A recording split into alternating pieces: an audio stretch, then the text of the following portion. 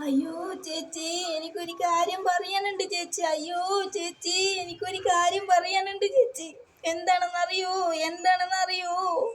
ഞങ്ങള് രണ്ടുപേര് കല്യാണം കഴിഞ്ഞ് 6 മാസമായി ചേച്ചി. ചേച്ചി. ഇതുവരെ എൻ്റെ ഭർത്താവ് എനിക്ക് ചോറ് കറി വെച്ച് തന്നില്ല.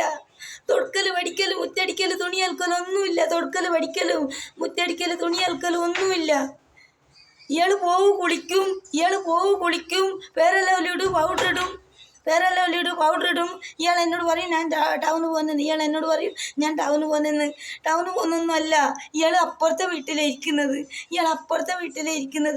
ഞാൻ മെല്ലെ പോയി നോക്കി, അപ്പുറത്തെ വീട്ടിൽ മെല്ലെ അവളെ ഏണിപ്പടിയിൽ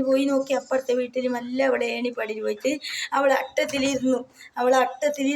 അട്ടത്തിൽ നോക്കിയപ്പോൾ അവളെ കെട്ടിപ്പിടിച്ച് അയാൾ ഉമ്മ കൊടുക്കുന്നു. അത് കണ്ടപ്പോൾ ഞാൻ അവിടെ ഷോക്കായി. അട്ടത്തിന് താഴെ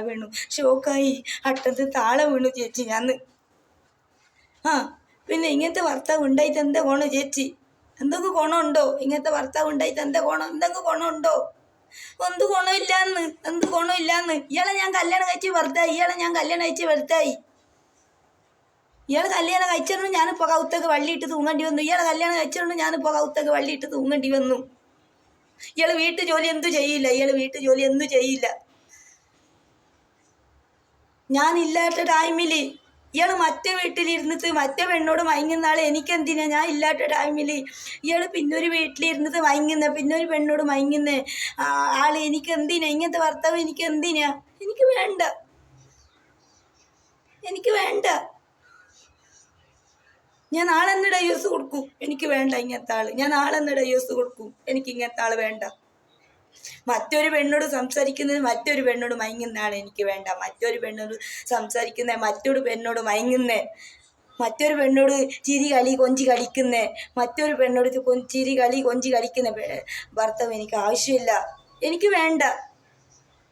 ഞാൻ ഒഴിവാക്കും. ഞാൻ വേറൊരു കല്യാണം കഴിക്കും. ഞാൻ നാളെ തന്നെ ഡൈവേഴ്സ് തരാം കേട്ടോ. ലാ ലാ ലാ ലാ ലാ ലാ ലാ ലാ ലാ ലാ ലാ ലാ ലാ ലാ ലാ. ഓ ഹോ ഓ